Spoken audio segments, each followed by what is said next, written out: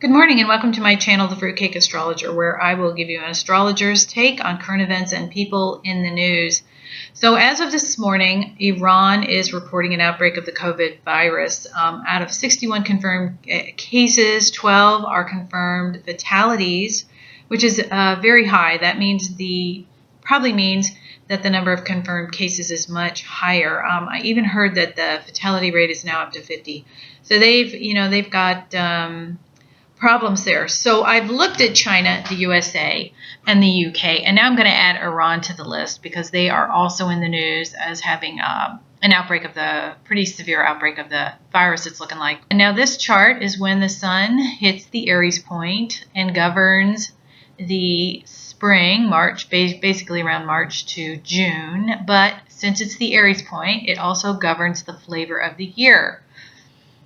So right off the bat, we see a big pile up of planets in the 10th house. So this 3-month period and the year will be about dealing with the leadership of Iran. Now, the moon is people's feelings, and the moon is in the sign of Aquarius, which is ruled by Uranus. And Uranus is conjunct the ascendant, squaring that big stellium. The populace of Iran wants their freedom. Uranus is all about freedom. They are rebelling. Uranus is about rebelling. So I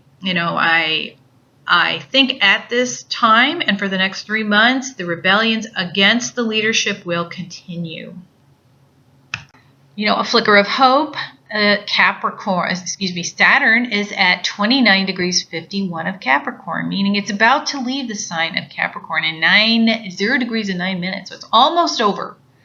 That says to me that at least one of the powerful leaders in Iran is going to be gone. Now, will he pass away?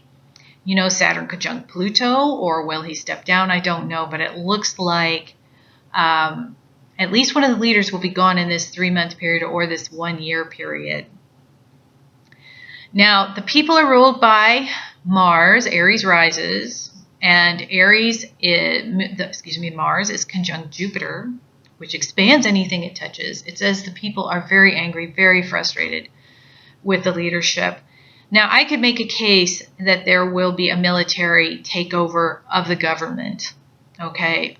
Because Mars rules police and the military. Maybe. Now, financially, Iran looks to be having problems because Pleiades, about 29 degrees of Taurus, rules the 2nd house. And that means weeping. So I think the financial woes for the people of Iran are going to continue. But I do want to come back to that Venus because that's, I think, an important part of this chart. But back to the feelings of Iran. The moon in Aquarius has last passed over that stellium in Capricorn and is moving toward a stellium in Pisces. Now, Pisces and Neptune rule the virus. Okay, so this says to me that the people's feelings are going to pass away from the leadership and are moving toward dealing with the virus. Now, in an Ingress chart, the sun takes on special importance, and he sits in the 12th house. And the 12th house rules confinement. Confinements of all kinds, jails, hospitals. So does this mean that more of the people, sun in Aries, Aries rules the ascendant, the more people are going to be jailed? That would fit. Or confined to hospitals? That would fit as well. Now, I think it's going to be a little heavier on the jailed side because the sun is in, Aries. So, but a very difficult house to have the sun in. The 12th house is considered the worst house in the zodiac. It's I could list some nasty stuff for you, but it's definitely not a good place to have the sun land in your in your Ingress chart. So tough times ahead for the people of Iran. Now, flickering light, they have been rebelling against the very brutal regime of Iran who, are doing some awful stuff to their people. It's just, it's tragic. It's just tragic. Now, how can these people rebel when they're not allowed to own weapons? They would just get gunned down in the streets, or it's just. So I'm wondering, if this virus isn't going to level the playing field for the people of Iran. Okay, now Neptune rules the virus, but Neptune also rules God. He's the spirituality. And I noticed in the chart of China that there seemed to be a karmic aspect. And here I'm seeing the 12th house is also one of the karmic houses. I'm also seeing that through this, maybe this will level the playing field and help these people overcome the difficult leadership that they're under.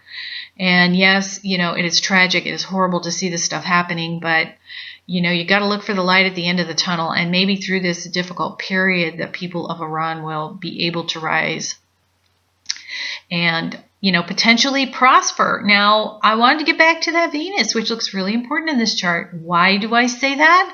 Because Venus is beautifully expected. Yes, I see an applying square to the moon. People are upset. The women are upset, and, reasonably so. Women are definitely subservient in the Muslim countries.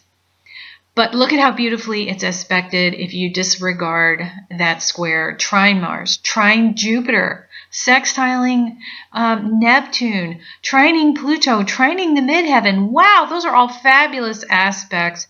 And this tells me over the coming year, because this rules a 3-month and the year, that some woman might rise to a position of power. Look at how tightly Venus at 1557 is trining the midheaven at 1545. So I think this might be a time where a woman, takes advantage of an opportunity, and there's an easy flow. Trines are easy flows into power, and that she might be responsible for turning this country around financially because she sits in Taurus. So, which is a sign of money. So, I would say look for a female leader to rise to power in Iran, which is very surprising to me because, they do tend to have women be subservient. So let's hope that through this crisis in Iran comes some really great times for them. Okay, that's the end of the reading. I hope if you enjoyed this, you'll like, share, and subscribe.